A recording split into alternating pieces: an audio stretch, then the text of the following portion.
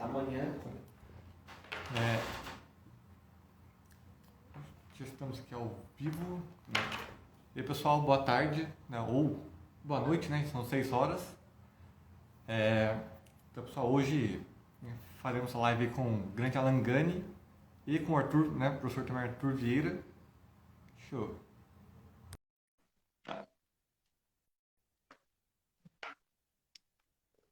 Vamos ver aqui, o Gani já pediu para entrar. E o Arthur, hein? Ô, Lucas, tudo bem? O Arthur, acho que já ele mandou uma solicitação, cara. E aí? Estou aceitando aqui já, Gani. Boa. E boa tarde. Boa tarde. Já aceitei aqui já, só carregando aqui. Maravilha. E aí? Grande Arthur! Grande Alan, tudo bom? Tudo bem, meu querido? Tudo jóia. Pô, obrigado aí por ter aceito aí o nosso convite. Imagina. Você é o Grande maior professor Alan Gani. Imagina, você é um dos maiores especialistas aí de fundos imobiliários. E eu e o Lucas aí pela Sara Invest. O Lucas, ele toca toda a parte do internacional, né? Eu e ele aí. Mas essa live de quinta que a gente faz é de investimentos de uma maneira geral, né? Uhum. Então... Você vê, saiu uma matéria recentemente de uma pesquisa de que o investimento internacional mais procurado pelos brasileiros foram os REITs, que são os fundos imobiliários lá dos Estados Unidos, né? Pô, a gente pode falar sobre isso. Bem legal. E me fala uma coisa, Arthur, você tá na Exame? Estou na Exame. Continuo lá toda sexta-feira fazendo meu FIIs em Exame, né? Meu programa de entrevistas. Uhum. E também concurso na Exame Academy, enfim, continuo minhas atividades. Legal. E o Mimica é o CEO hoje lá, né? Isso. Manda um abraço aí ao Danilo, do BT, hoje está no BTG, é o mesmo grupo, né? Entrou aqui. Danilo que é o seu pupilo, né? Pô, o Danilo tem asas, viu? O cara é fera. Soltou um relatório de shopping hoje, ele e a equipe lá do BTG, meu, sensacional. Legal, muito bom, ele é muito bom mesmo. E vamos lá então, vamos começar, Arthur? Vamos. Cara, a pergunta que todo mundo quer saber. E aí, é um bom momento para entrar em fundos imobiliários? Quando para de cair esse negócio, né? Pois é. Pô, é um bom momento, né? Melhor comprar agora do que comprar caro, comprar quando tá na alta. Mas a gente sabe que, em geral, as pessoas têm dificuldade de comprar nessa hora, né? Mas, assim, como eu sempre digo, que fundo imobiliário é aquele ativo que junta dois mundos, né? O financeiro e o imobiliário. Ele vem caindo bastante pelo lado financeiro da coisa. Você que acompanha pra caramba a renda fixa, Alan, tá vendo aí o juro pré-fixado subindo e tal. Então, isso aí causa o efeito financeiro, assim como está caindo o preço dos títulos de renda fixa pré, né? Os Tesouro IPCA, os Tesouro pré-fixado, cai o preço para aumentar a rentabilidade. Com o fundo imobiliário está acontecendo a mesma coisa. Cai o preço das cotas para aumentar a rentabilidade. Então, a parte financeira está nessa fase chata, ruim, desvalorizando quase que todo dia, e isso causa muita ansiedade nas pessoas. Mas do outro lado, na parte imobiliária, o mercado vai bem, o mercado vem se recuperando, em vários segmentos do mercado imobiliário estão indo bem. Então é a hora de comprar.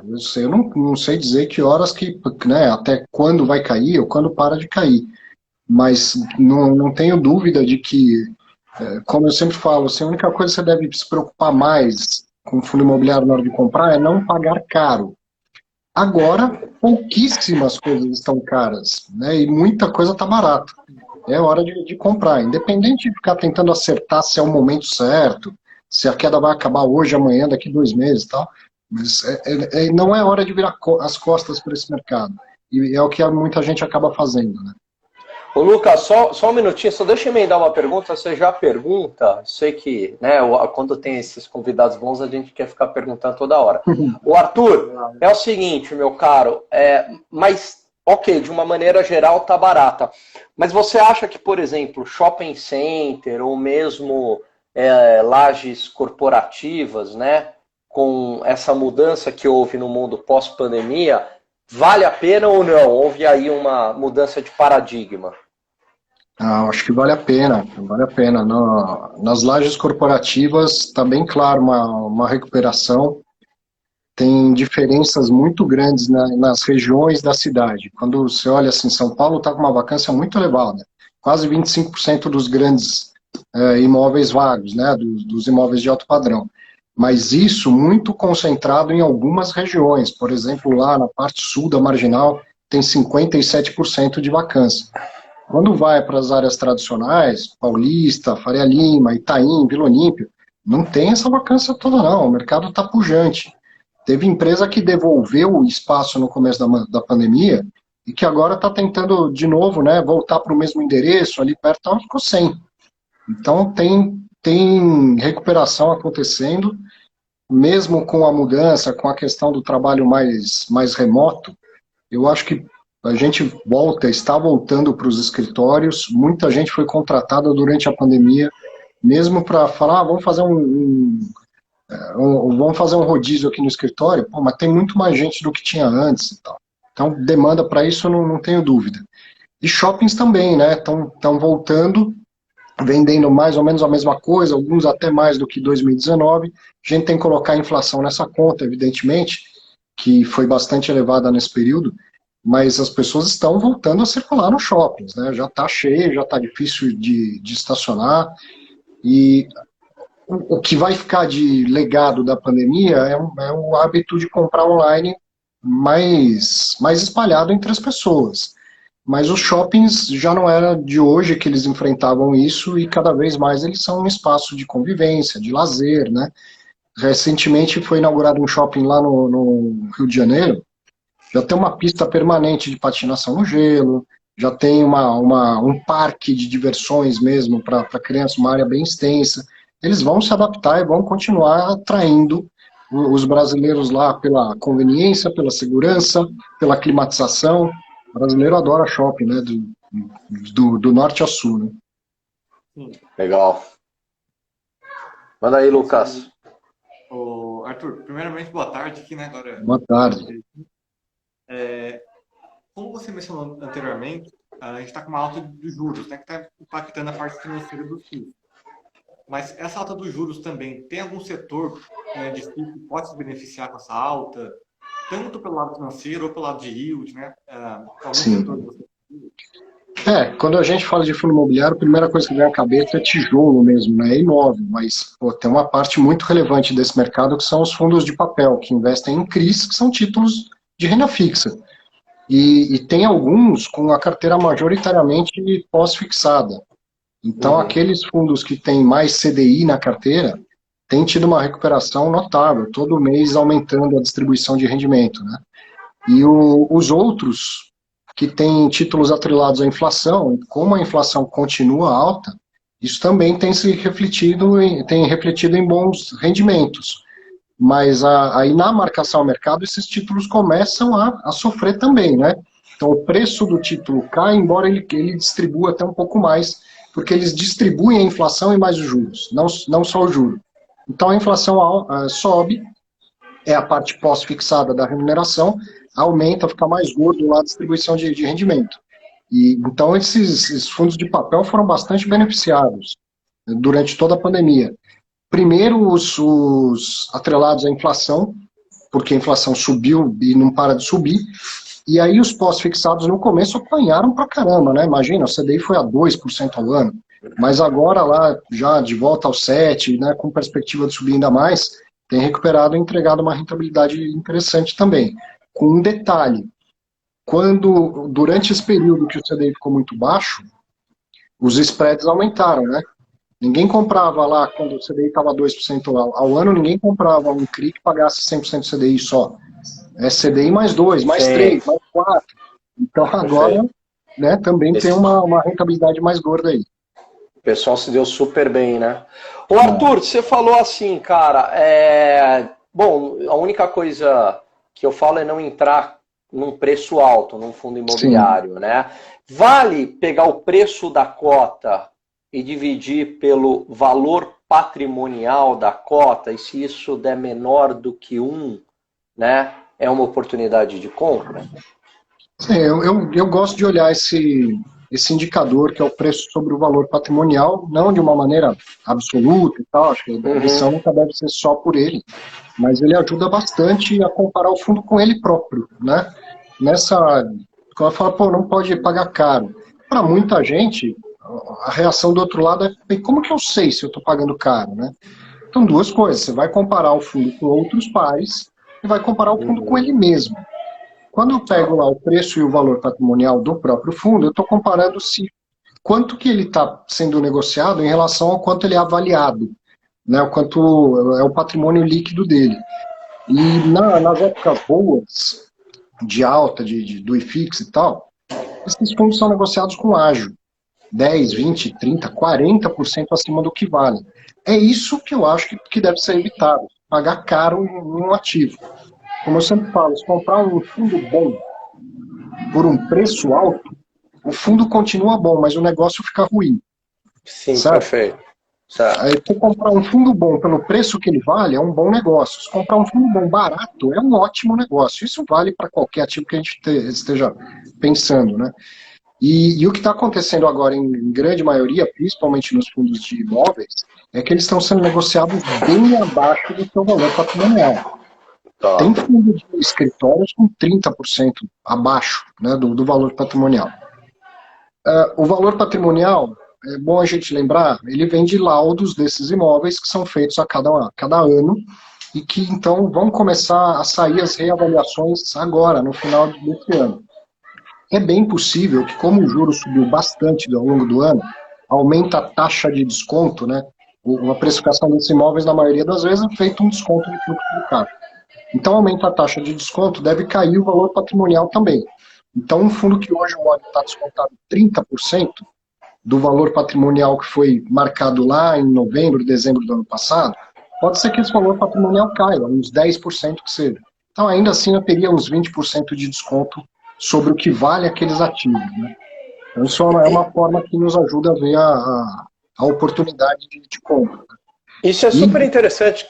Desculpa, Arthur, termina, Não, desculpe. mas lembrar assim, você vai achar um monte de fundo abaixo do patrimonial, mas não esqueça que o que você compra são os imóveis e o que você leva para casa é a renda, né? Os imóveis ou os ativos do fundo. A escolha é sempre pelo patrimônio, né? Pela qualidade do patrimônio. Um fundo grande, bem diversificado, bem gerido. Ele vai te prover renda, né, com consistência por muitos e muitos anos. E aí depois que você viu um fundo que te interessa, né, que o ativo parece bom e que a gestão também, aí você vai ver se não está pagando caro dele.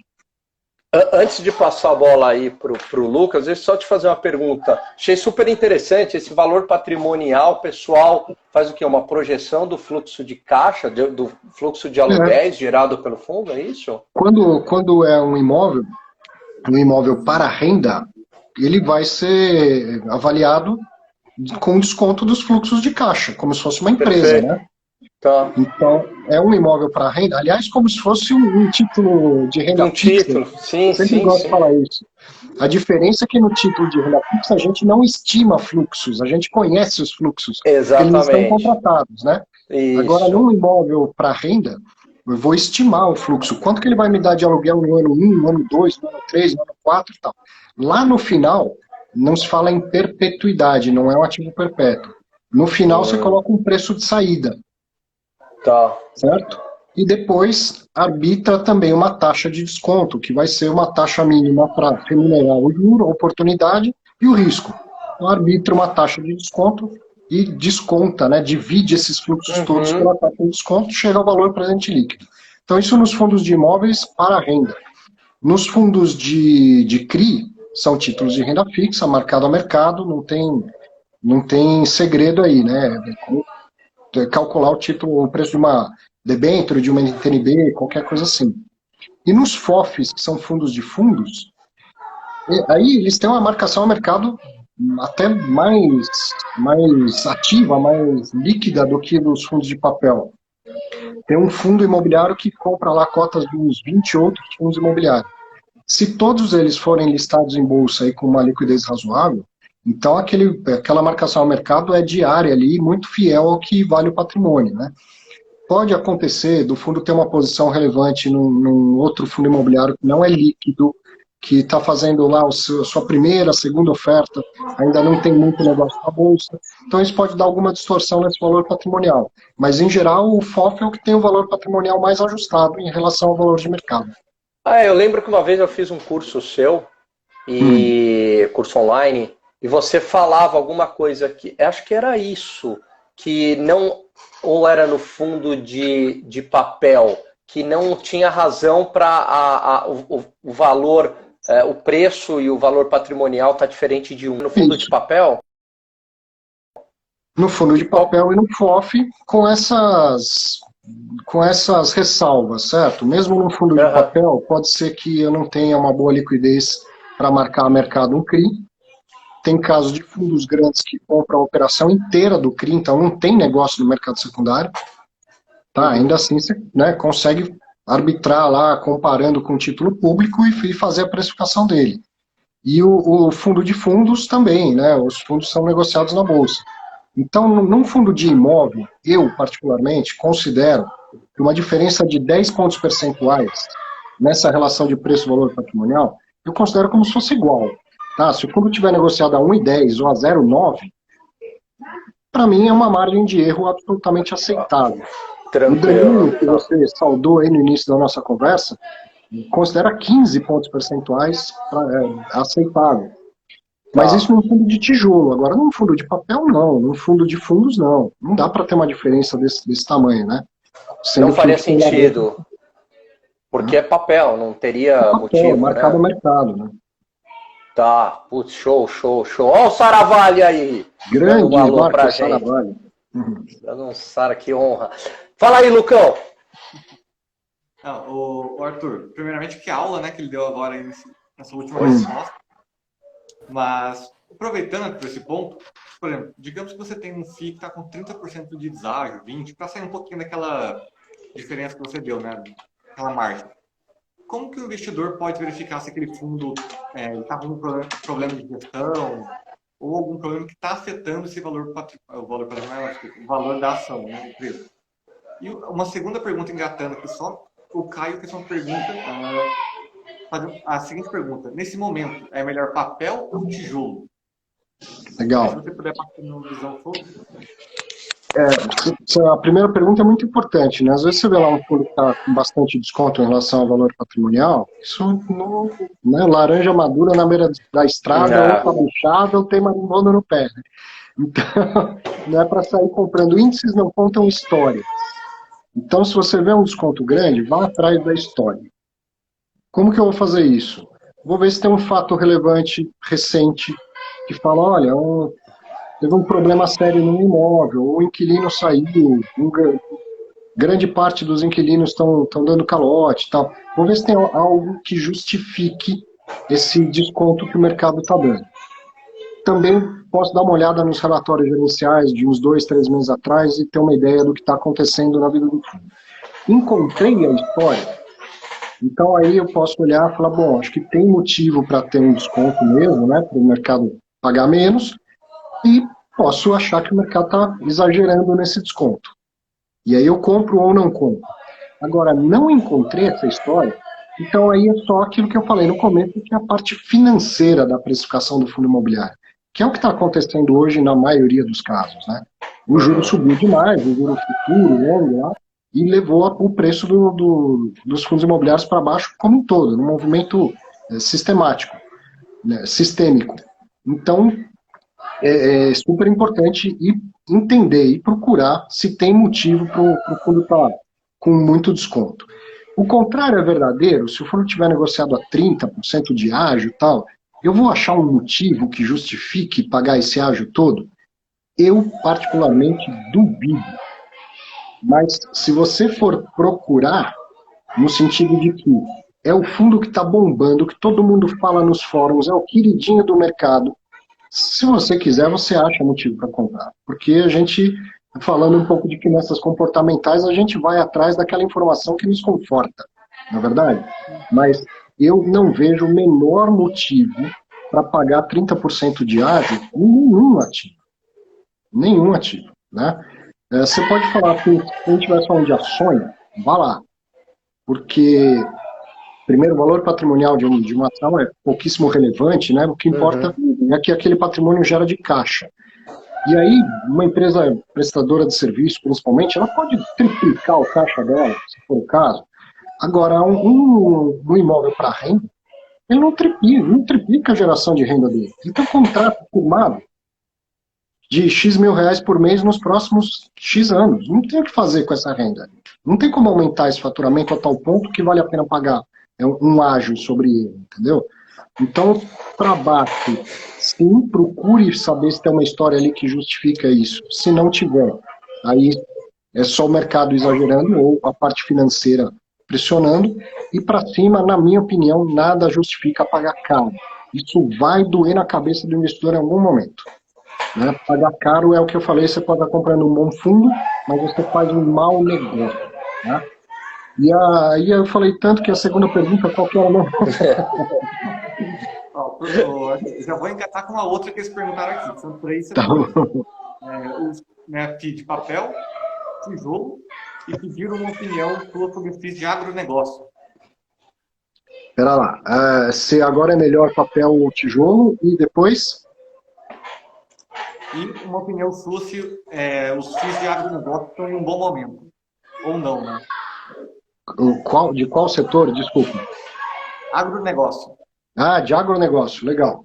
Bom, entre tijolo e papel, eu vou ser sempre defensor da diversificação, mas veja que o fundo de papel, você pode ter de diversas outras maneiras que não em fundo imobiliário. Você pode comprar um FDIC, você pode comprar um fundo de investimento infra, já tem vários negociados na bolsa. Você pode comprar títulos públicos, enfim, né? Vai atrás do conteúdo do Alan e falar onde eu ponho meu dinheiro na renda fixa. Né? Um fundo imobiliário de papel não é um fundo de renda fixa, não é um fundo de renda variável completo de renda fixa no patrimônio, é um bicho único. Aqui não é imóvel de verdade. Tá? São títulos que têm prazo para vencer e tal, não é imóvel propriamente dito. Então, se você fala, eu quero usar os fundos imobiliários para ter uma classe de ativos diferente de tudo mais que eu tenho, então aí, pensando no longo prazo, vai ter mais fundo de tijolo. Agora, no curto prazo, fundos de papel vão continuar se beneficiando da alta dos juros, os atrelados ao CDI, os atrelados à inflação. Por enquanto, a inflação está ganhando a briga com o Copom, mas eu acredito que o Copom vai ganhar essa briga em algum momento, então cuidado com os atrelados à inflação, mas no curto prazo eles ainda vão continuar distribuindo bons rendimentos. Né?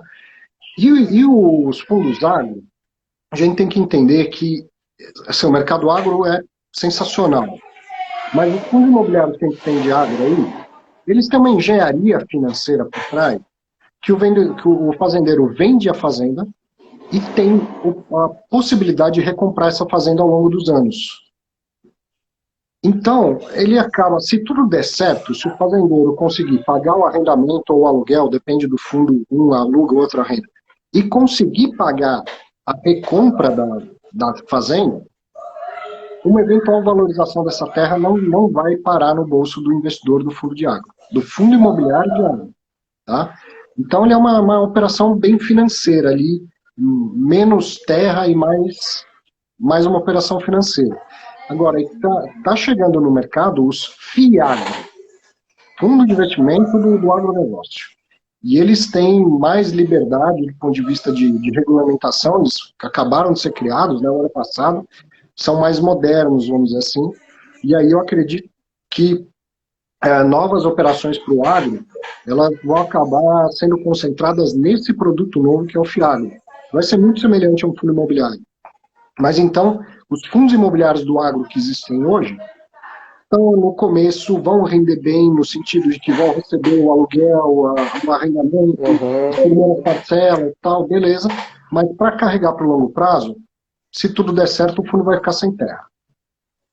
Vai receber tudo, vai dar lucro, vai distribuir, mas vai ficar sem terra. Então, é como se fosse o que eu tinha falado agora há pouco de um fundo de papel. Ele vai vencer. Certo? Não é algo para carregar para o longo prazo. Então, eu sugiro que as pessoas olhem para o FIAGRO que está surgindo agora e ver se vai ter algum que realmente vai comprar terra. é pouco provável, tá? Porque o arrendamento ele tem um preço que a conta não fecha com esse patamar de juros que a gente está agora. Por isso que os que existem têm essa operação financeira. Qual é? O dono da terra, ele sabe que a terra dele vale 100. Ele topa vender por 60, por exemplo. E aí paga o arrendamento, que seria sobre o preço de 100. Ok? Então aí a rentabilidade vai lá para cima. Mas por que que ele faz isso? Porque ele tem direito de recomprar essa terra por 60 ao longo do tempo. Então, se ele não engasgar muito forte ao longo dos anos, ele vai recomprar a terra. E aí o que ficou para você foi o resultado financeiro só do aluguel ou do arrendamento, mas não exatamente a propriedade da fazenda. Perfeito. Ô, Arthur, me fala uma coisa aí. Você quer falar mais aí, ô Lucas? Você ia complementar alguma coisa?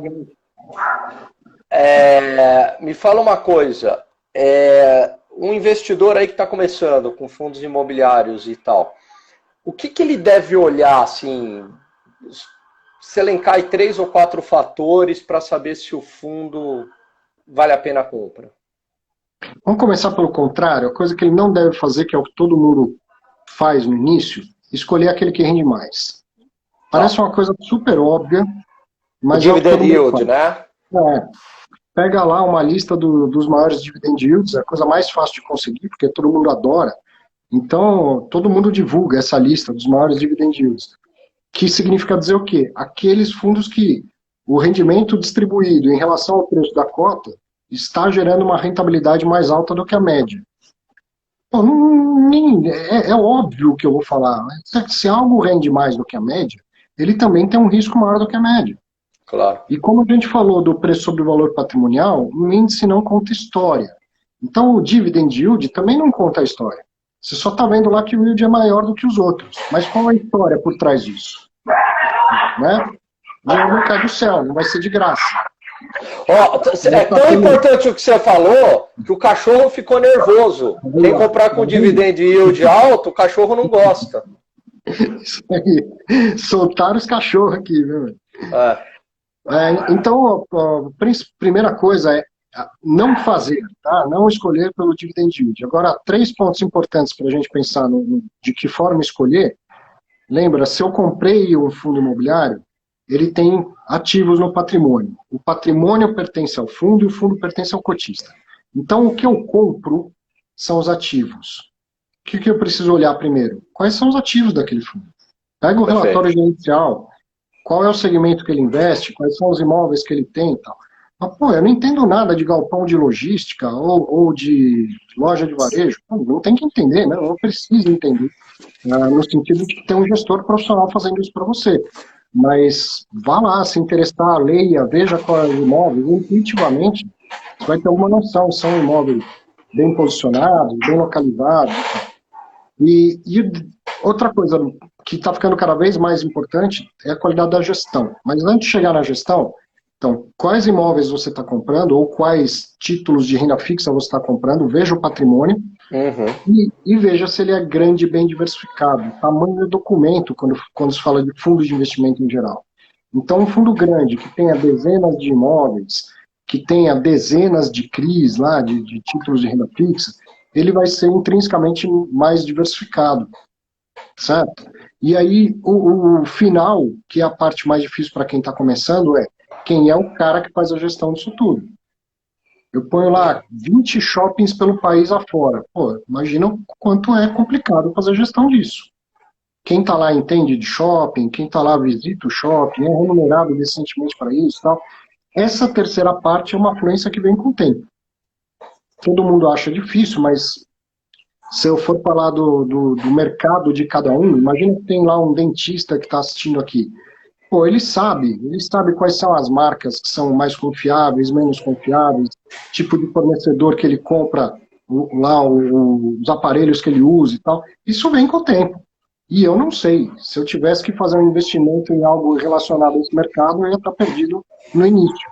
Né? Mas quero dizer que é normal ter essa dúvida, essa dificuldade de conhecer quem são os agentes no começo, mas não é tão difícil assim e não é algo que deveria repelir o investidor. Então, o que eu estou comprando, qual é o patrimônio do meu fundo? Meu fundo é grande e diversificado, e quem é o gestor? Ele tem uma boa reputação. Se ele não tiver uma boa reputação, vai ser fácil, vai aparecer essa informação em fóruns, nas redes sociais, né? E liquidez, é importante, ô Arthur? Dá uma olhada na liquidez ou não? Claro que é bom você lembrar isso.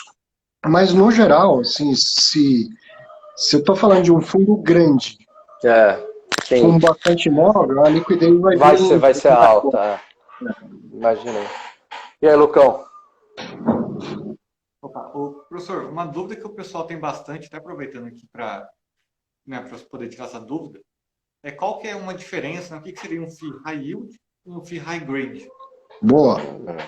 Isso é um nome bonitinho, que a indústria gosta de inventar.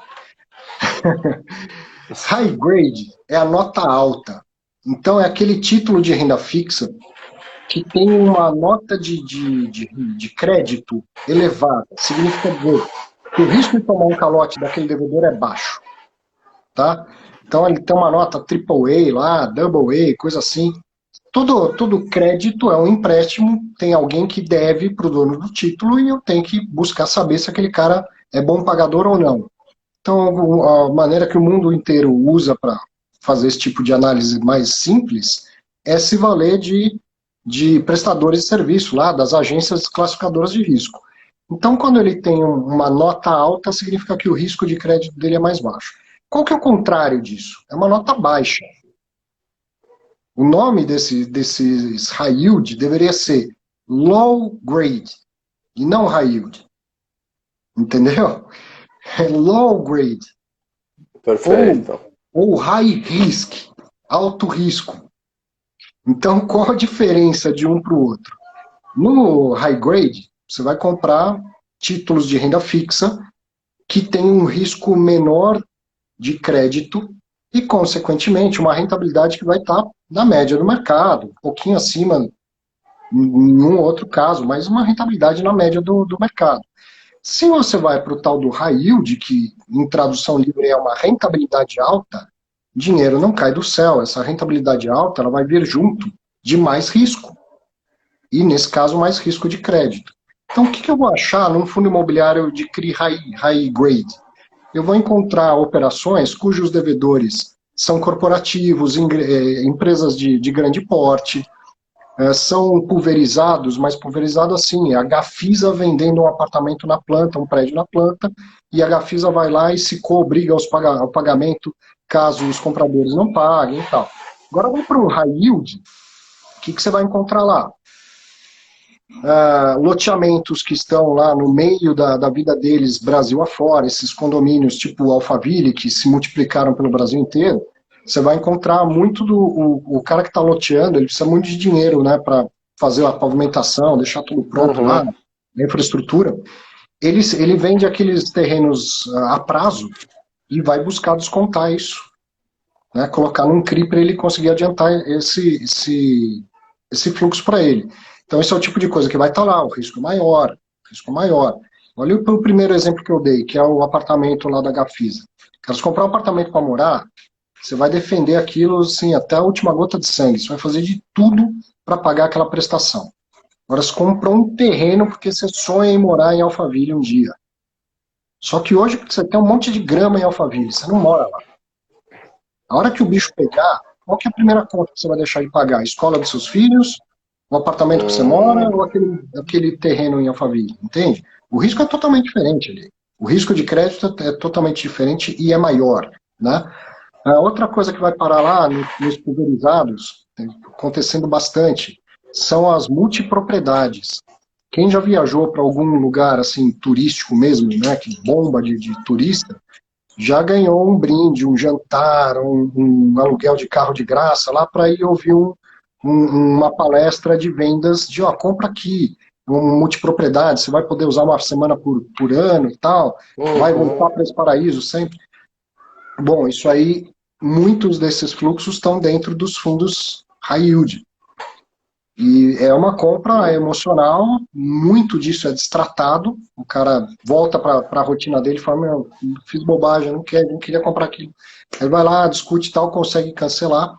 Então é o tipo de coisa que precisa entrar gente o tempo todo, entendeu? Vendeu lá um monte de cota, um percentual razoável daquilo vai ser cancelado, então tem que vender mais. Tá? E aí, enquanto a economia está bem, é uma coisa, a hora que a economia vai mal, você para de colocar mais gente aí nessa, né, novos entrantes, vai começando a faltar fluxo.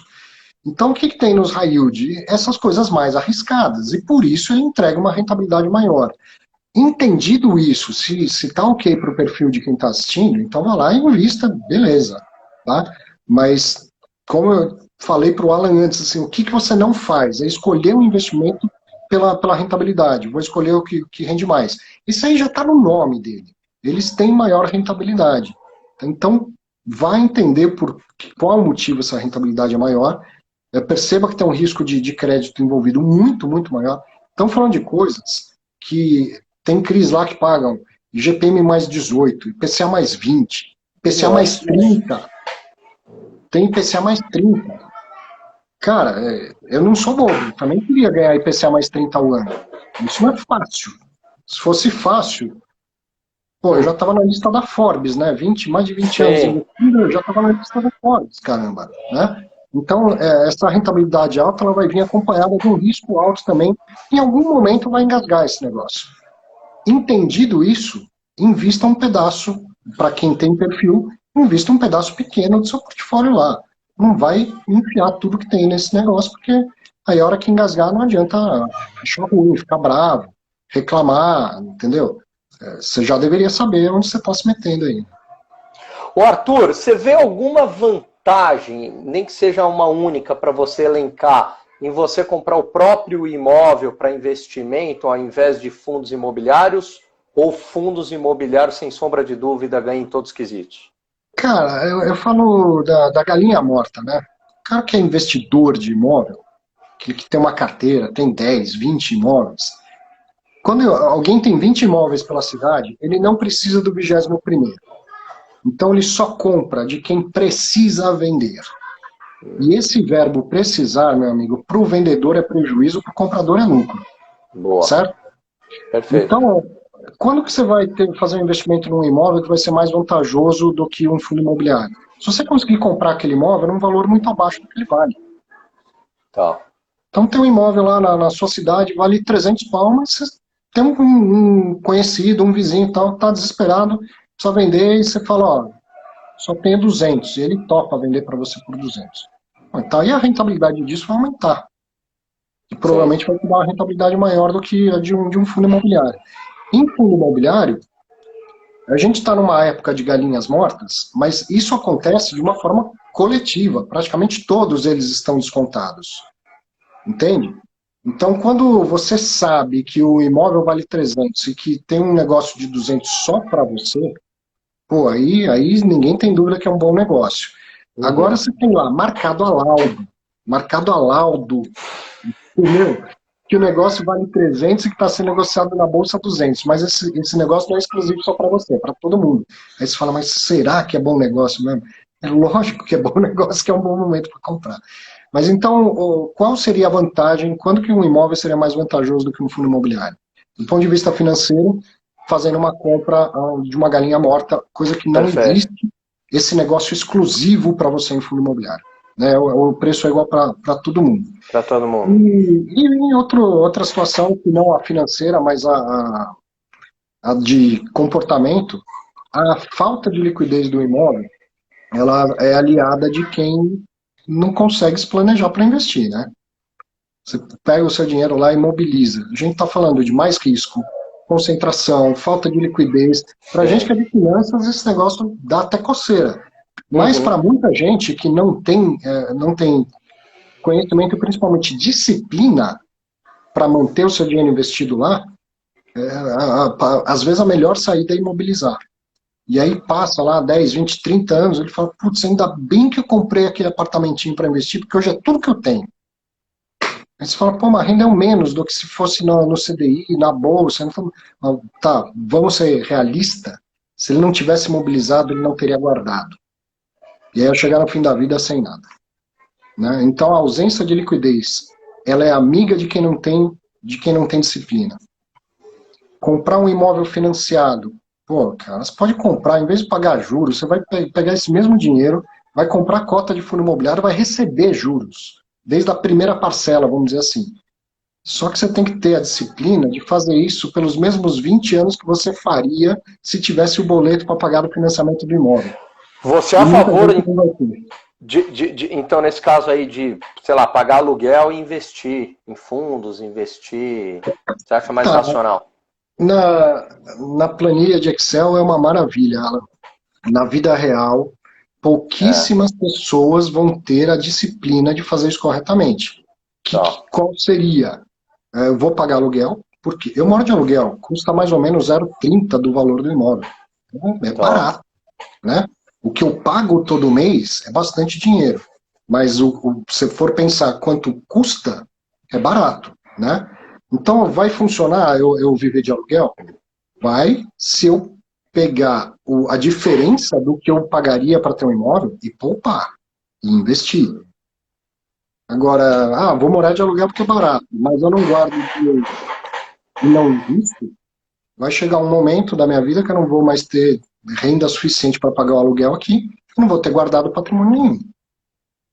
Certo? Perfeito. Então, na planilha funciona. Na vida real, pouquíssima gente vai ter disciplina para isso. Tem essa disciplina. É legal que você falou e o pessoal fala assim, muitas vezes, quando eu dou aula de matemática financeira, mas eu não gosto de pagar aluguel porque é dinheiro jogado fora. Eu falo, e pagar juros no financiamento é o quê? Você está pagando juros, né? No outro você está pagando o aluguel da propriedade, outro aluguel do dinheiro. Né? Aluguel do dinheiro, exatamente.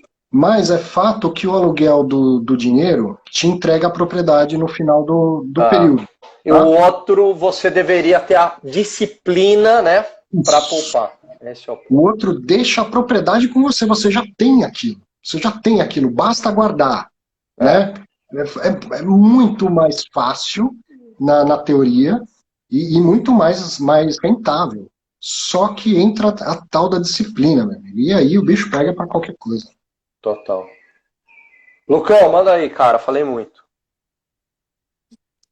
Tava até tomando uma água aqui, né, Greg? Mas, Arthur, fazendo uma pergunta sobre subscrição, é o seguinte, até o meio do ano a gente viu o mercado mais aquecido, né? Sim. Recentemente um pouco menos. O que você vê, né, da parte aquecida do mercado de subscrição e como o investidor ele deve analisar essa subscrição? Se vai ser algo realmente efetivo ou não? Como que ele pode fazer essa análise? Explica aí, aproveitando, o que é a subscrição. Tem muita gente que não é do meio, viu, Arthur? Então, quando o fundo imobiliário ele é fechado, ele não tem aportes e resgates. Ele funciona como uma ação. Então, ele faz uma emissão de cotas. Digamos, eu vou lá captar 500 milhões para iniciar o fundo. Então, ele faz uma emissão de cotas que é uma IPO, como se fosse uma empresa abrindo capital na bolsa. Entra aquele dinheiro para o fundo. Depois disso, as cotas começam a ser negociadas na bolsa, o chamado mercado secundário, e não circula mais pelo caixa do fundo. Então ninguém pede resgate, o dinheiro não sai de dentro do fundo, mas também não entra mais dinheiro no fundo. Então, passado um tempo, eu quero que aquele fundo de 500 milhões, quero crescer para 750 milhões, o que eu tenho que fazer? Emitir novas cotas e vender novas cotas. Não as que já existem e estão negociadas na bolsa. Tem que criar novas e vender essas novas. Então isso é a emissão. E é muito comum que quando eu fizer isso, os atuais cotistas tenham direito de preferência. Eles vão ter direito de comprar essas novas cotas antes de eu oferecer para outros investidores no mercado. E aí, então, quando eu falo que eu vou vender novas cotas, eu tenho que atribuir um preço a essas novas cotas. Tá? E não tem uma faixa de preço, é um preço especificamente. Só que o fundo já existe, já é negociado na bolsa. Então ele está negociado a 110. Se eu chego para o mercado e falo, vou emitir novas cotas, ao preço de 120. Não tem nenhuma diferença entre uma cota e outra. Tá? Elas vão ter os mesmos direitos, tudo igual. Só, por que eu vou pagar 120 na cota nova, se a cota que já existe custa 110 e vale exatamente a mesma coisa, né? Me dá direito aos mesmos rendimentos. Então eu não vou conseguir colocar esse negócio no mercado. Então, se eu falar 110 com 110, pode ser? Está 110 no mercado, eu quero vender as novas a 110. Pode ser que eu consiga. Agora, para ter sucesso mesmo, eu vou ter que fazer essa emissão a um preço um pouquinho abaixo do que está no mercado. Tá? Tem que mostrar que tem uma vantagem para o investidor comprar essas novas cotas. Então, essa precificação ela vai flutuando muito ao longo do tempo pelo preço que está no mercado. E aí a gente volta à história do valor patrimonial. Se eu fizer ela abaixo do valor patrimonial, ocorre uma diluição política de quem não comprar as novas cotas. Tá, imagina que o que você tem de cota hoje equivale a 1% do fundo. Você tem direito a voto e aquelas cotas te dão direito de votar em 1%, né, das decisões ali. Aí o fundo vai lá e emite o dobro de novas cotas. Se eu não comprar essas novas cotas, eu sou diluído, eu passo a ter só 0,5% do fundo. Qual é o meu prejuízo imediato? É político, eu tenho uma participação política menor. Tá? Para a maioria dos investidores, isso é pouquíssimo relevante. Eu tenho 0,0013 do fundo e vou passar a ter 0,007. Não dá nada na minha vida. Mas, para quem tem 2, 3, 4, 5% do fundo, isso é bastante relevante. E outra coisa é que eu estou vendendo cotas para pôr dinheiro para dentro do fundo. Ora, quanto mais caro eu conseguir vender, melhor para o fundo. Não necessariamente melhor para quem vai comprar, tá? Mas para o fundo é melhor. Eu quero captar 250 milhões e para isso eu tenho que vender uma quantidade de cotas. Pô, para facilitar a vida, digamos que eu vou captar 250 milhões, eu vou emitir 250 milhões de novas cotas. Então estou vendendo exatamente ao mesmo preço. E se eu conseguir captar 250 milhões, emitindo só 200 milhões de cotas? Eu consegui vender mais caro aquele ativo. Certo? Eu captei recursos a um preço mais baixo. Correto? Agora, o contrário é verdadeiro. Se eu estou emitindo abaixo do patrimonial, para captar os mesmos 250 milhões de reais, eu vou emitir 300 milhões de cotas. Então, eu estou vendendo meu patrimônio barato. E o patrimônio é do cotista. Então, essa emissão abaixo do patrimonial, ela acaba sendo indesejável. Por quê? É uma captação de recursos mais cara para o fundo, ele está entregando mais patrimônio para ter a mesma quantidade de dinheiro e ainda causa a diluição política lá do investidor. Depois disso, o gestor vai pegar o dinheiro e vai comprar ativos, imóveis, papéis e tal, vai gerar mais faturamento e vai distribuir rendimento. O rendimento é distribuído por cada cota. Pega o resultado do fundo e divide pelo número de cotas. Se eu emitir mais cotas, é bem provável que esse rendimento acabe diminuindo também. Porque agora eu tenho um resultado maior, só que eu divido por uma quantidade proporcionalmente maior de cotas do que eu dividi antes. Se eu conseguir vender as cotas mais caras, acima do patrimonial, eu emiti menos cotas, então eu cresci o fundo em grana, cresci o fundo 50%, só que eu emiti 40% novas cotas. Essa divisão do resultado pelo número de cotas vai ficar favorável, provavelmente vai aumentar ou aumentar o rendimento, entende? Então, em geral, o que o investidor quer? Uma emissão que seja no valor patrimonial ou acima do valor patrimonial e abaixo do valor de mercado, porque daí ele tem vantagem financeira sem ter diluição. Bom, o gestor também quer, ele não é bobo, só que nem sempre ele vai conseguir. Qual fundo que está sendo negociado no valor patrimonial ou acima do valor patrimonial nesse momento para ele conseguir fazer isso? Então, por isso que, como você falou, fechou a janela de emissão. Está tendo pouquíssima emissão de novas cotas. Muito mais agora nos fundos de papel, que não estão tão descontados em relação ao seu valor patrimonial. Tá?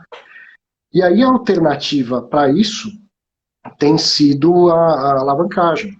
Tem gestor de fundo de imóveis que está comprando o imóvel a prazo, está comprando o imóvel por meio de uma dívida. Então aí é com recurso de terceiros. Você vê, Alan, você que já estudou finanças corporativas pra caramba, o quanto o mercado de fundo imobiliário está evoluindo. Não é mais só um ativo de meramente capital próprio. Hoje um gestor de um fundo imobiliário já de 2, 3, 4, 5 bilhões, ele está tomando decisão de financiamento se vai ser com capital próprio ou com capital de terceiros, se ele vai emitir cotas ou se ele vai tomar dívida. Só que essa dívida ela não é permitida como se fosse uma empresa. Ele não chega no banco para pegar dinheiro emprestado. Tem que fazer uma engenharia financeira, comprar um imóvel que foi dado de garantia para emissão de um CRI, mas eles fazem bastante. E recentemente teve 2 imóveis comprados em 2 fundos diferentes, totalmente financiado com recursos de terceiros. Que aula, hein, meu? O Arthur, a gente está caminhando aí para o final, cara. Você consegue falar um pouquinho de REITs? Cara, não é um mercado que eu acompanhe para dizer, pô, qual REIT que eu acho legal e tal, mas eles são muito mais... É a mesma lógica, né? É a mesma lógica, né? Ou não? Não, eles são empresas, Tá. O que tem de parecido? Eles têm aquela obrigação de distribuir 90% do lucro. Aqui um fundo imobiliário distribui 95%, lá ele tem que distribuir 90%. Então ele funciona como uma empresa, mas ele tem essa obrigação de ser pulverizado, tem que ter no mínimo 100 cotistas lá, e distribuir 90% do lucro. Isso para que o fundo tenha algumas vantagens tributárias. Tá? Essas são as similaridades. Fora isso, eles podem tomar dinheiro emprestado tranquilamente, como se fosse uma empresa qualquer, e o fazem. Então, em média, um REIT é alavancado em 50% da estrutura de capital dele é 50% dívida. É bastante coisa. Não para o americano, né, mas para os nossos padrões é bastante coisa. E eles já tomaram um tamanho tão grande que tem assim, fundo imobiliário que é maior do que todo o nosso mercado. Tipo, o Boston Properties é maior do que todo o nosso mercado de lajes corporativas de alto padrão aqui, né? Então eles alavancam, eles constroem para alugar, eles giram carteira, vendem pra caramba. É um outro mundo, que está cada vez mais possível da gente investir por causa dos BDRs, por causa de ETFs que replicam também índices de REITs, e obviamente que sempre é bom pensar numa diversificação internacional. Mas como ativo gerador de renda, quando a gente olha, ainda mais no patamar atual, o que eu teria de renda comprando um fundo imobiliário, o que eu vou ter de renda comprando um REIT, eu tenho que saber que no momento inicial eu tenho que aceitar uma rentabilidade muito menor. Certo? Essa renda é em dólar, paga imposto lá fora. Se eu comprar um BDR, né? O dividendo é pago lá fora em dólar, retém 30% de imposto de renda, 0,38% de IOF a hora que converte em real, geralmente uns 3% do patrocinador do BDR, e aí você recebe isso em reais aqui líquido. A hora que você for ver a rentabilidade, vai ser muito abaixo do que rende um fundo imobiliário. Tá? Mas a diversificação, você está comprando um ativo maior, menos arriscado, num mercado menos arriscado, e muitos REITs lá, historicamente, eles têm rendimentos crescentes, dividendos crescentes. Então, em algum momento, sei lá quantos anos para frente, essa rentabilidade vai ficar comparável ao que seria a rentabilidade do mercado nacional. Tá? Então, no momento inicial, a gente desanima um pouco quando faz a conta da rentabilidade. Mas por que a rentabilidade é menor? Porque o risco é bem menor também. Né? E é possível comprar por aqui via BDR, é isso? Não preciso abrir conta numa corretora nos Estados Unidos? Não precisa, dá para comprar via BDR. Aí, né, tem aquela discussão enorme, se é melhor abrir conta lá ou fazer via BDR. Eu gosto bastante da ideia dos BDRs, principalmente pela questão da sucessão patrimonial. Tá, se você comprar ativos lá fora diretamente, no dia que você falecer, você precisa de um advogado lá. Como é que faz? Não adianta você contratar um advogado daqui. O cara pode ser bom, pode entender, tal,